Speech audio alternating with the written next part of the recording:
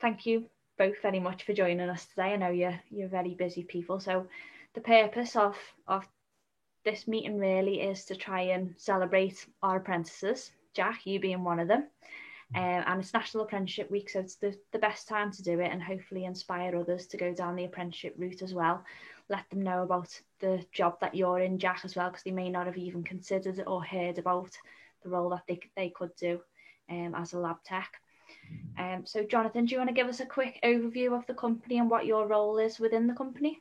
Yeah, sure. So myself and Jack both work for the Science and Technology Facilities Council, and that's part of UK Research Innovations. It's a government-funded research organisation, and we sit under UKRI umbrella, which has a lot of different research councils focused on different areas of science. So STFC, what we're funded to do is to carry out research into a few key areas of science, and they include particle physics and nuclear physics, space science, and scientific computing. They're the main areas we look at. So there's a number of things we do. Part of it is we fund collaborative research into those areas, so working with university partners or industrial partners to advance research into those different areas. But the other part of it as well, it's providing the facilities, which is the equipment and the lab space, to carry out that research. So at Daresbury Laboratory, the main thing we do is we're involved with higher level engineering and design for the construction of particle accelerators and synchrotron radiation facilities to allow particle physics research to be carried out here in the UK and internationally as well. Part of the SciTech campus, so that involves us providing incubation space for small companies and R&D facilities, which is something that Jack supports as a lab tech apprentice. So my role really is it's looking after the whole of the apprenticeship scheme across STFC, but particularly at the Daresbury site, where we've got 58 apprentices in a number of different roles at a number of different levels, anything from level 3 right up to level 7. Brilliant. Okay, and just coming to you then, Jack. So can you tell us a little bit more about your role? Yeah, so I work in Daresbury Laboratory, which is one of the sites of STFC, and an apprentice laboratory technician, which is meaning that I work for what's known as the ITAC laboratories, Information Technology Access Centres. It's basically startup companies that don't quite have enough money to buy, their own equipment, will rent lab space so they can use the equipment we can provide. So it's various pieces of lab equipment like autoclaves and centrifuges, things that are quite expensive. And I also help out with the campus technology hub as well. Okay, brilliant. So, Jonathan, when you were looking for your apprentice, what kinds of skills and qualities were you looking for in an apprentice? We're actually, the main thing we're looking for is curiosity. I think we're probably the best kept secret, and not a lot of people really genuinely know what STFC gets involved with. And I think there's a little bit of a misconception that it is, you'd need to be quite high operation in science to be able to get involved in what we do. But there's a number of roles at a number of levels to support the science we're involved with. So we always look for people that are naturally curious about anything, really. People that genuinely want to learn about what we do and really want to support both the organisations and the different institutes that we work with, which is effectively we're all working towards one goal, which is to make things better, generally make things better, whether it's for society or for some kind of technological advancement. That's ultimately what we're looking to do. So we really want someone who has, a fairly good level of English and maths understanding, because obviously they need to be able to take written and verbal instruction and be able to process things in a certain way. But someone who's genuinely interested in developing the whole self, wanting to grow with the company. They're the main attributes we look for, because we can generally then teach the rest. We can teach the science to them after that point. Brilliant. Okay, so I suppose that's nice to hear then, Jack, isn't it? Knowing that you've got all those attributes. Yeah, every single one. Real. So can you tell me then, Jack, why you decided to go down the apprenticeship route? How did you start looking into it? So when I finished college, I was originally thinking that I'm going to go to university down the chemistry route, but I had a big think about it and I thought, it would be 3 to 4 years of a subject that I like, but I don't know if I'd like it for that long. And it's a lot of investment, money-wise especially. So I thought it was too risky. So I ended up looking down the apprenticeship route. And that's when I ended up finding this. I felt it was a much safer option. I could learn at the same time as earning a wage. So I thought it sounded like the best option. Well, I bet it's not the easy option though. I bet there's a lot of hard work still involved with it all. So where did you start looking for your apprenticeship? What sites and things were you looking for? Where did you see the vacancy advertised? Can you remember? Oh, I don't know if I remember that one. That's okay. Okay, so do you feel like you've benefited from your apprenticeship then compared to working full-time or studying full-time at university? I definitely do. Yeah, this place, it's a unique role. I was surprised that this was available, to be honest, because I saw a lot of engineering apprentices and I thought maybe I'll have to go down that route. But then I found this specific lab job and I thought that sounds a bit appealing to me. So it was quite good that lined up like that. Okay, brilliant. And can you remember what your process was? Did you have to interview? Did you go to like an assessment centre? Initially, it started out with a few background checks, actually, which was very unique. So like criminal records and stuff, which I did pass those, thankfully.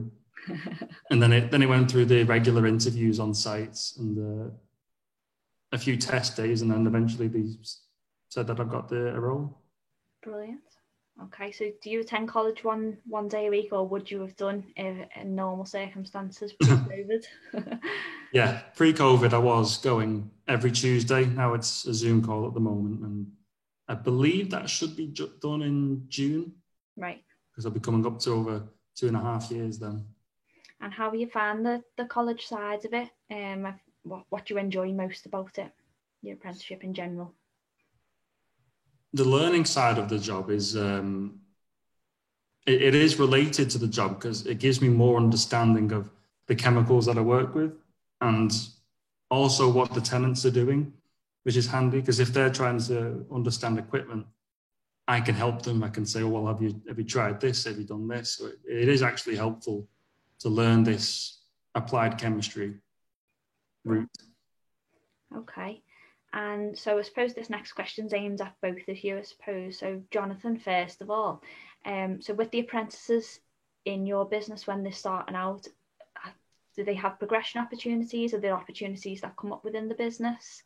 And then Jack, the second part of that question is, what's next for you after your apprenticeship?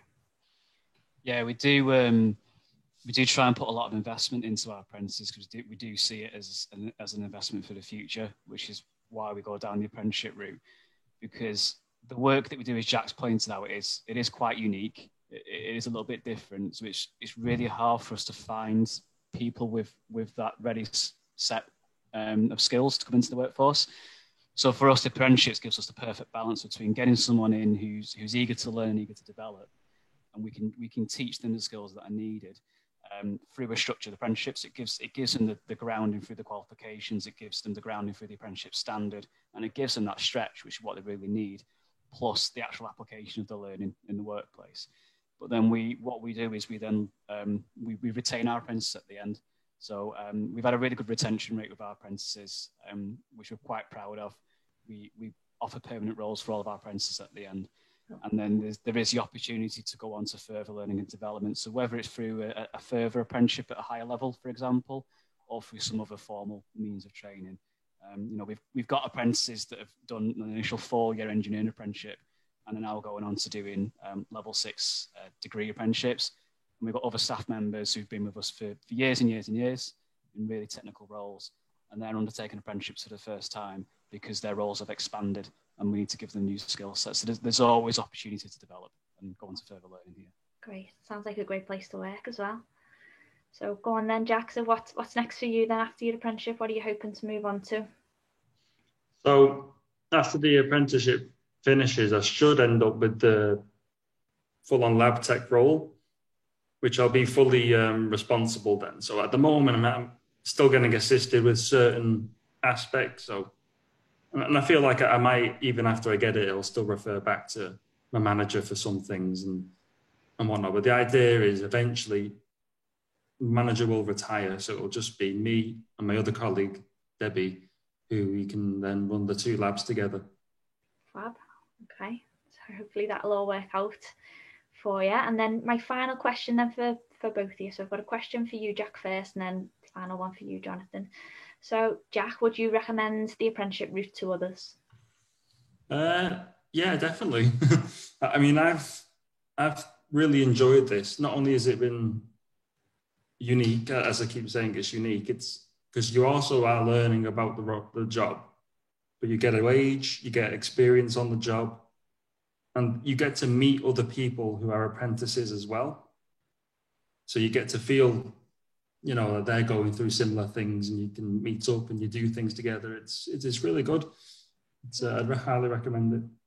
Great. And Jonathan, as an employer, any advice that you give to anyone thinking about an apprenticeship? I'd say definitely do it, because there's a lot of people out there that are really talented, really driven, you know, really capable, who are actively pursuing an apprenticeship as the means of getting a foot in the door and starting their careers. And as Jack pointed out earlier, you know, people learn in different ways. For some people, being in a university classroom for 3-4 years just doesn't do it for them. It's not the way they want to learn. They want to learn on the job, and for those are the people that we see the real benefit from. And I think the other thing as well is like we have with St. Helens, if you're an employer thinking about getting an apprentice, it's work really closely with your training provider, whether it's a college or an independent provider or a university, because they're basically experts in this. So they'll be able to guide you through the entire process. You know, anything from identifying what the right apprenticeship standard is, because there's nearly 600 of them in existence, helping you to write the job role, even helping with recruitment and interviewing, etc. They'll guide you through the entire process, and they're really kind of like your critical friend through this whole thing. So don't feel as an employer you have to go through it alone. You can speak to your provider and get a lot of assistance that way. But then once you've got your apprentice, you see the benefits really quickly in how they sort of grow and develop in their roles. So in summary, just do it. That's what I say. That's brilliant. No, thank you very much for that. So yeah, thank you both very much for joining us and taking the time out to share your experiences and advice. All right, well, thank you both so much. Thanks a lot. I really appreciate it. Thank you.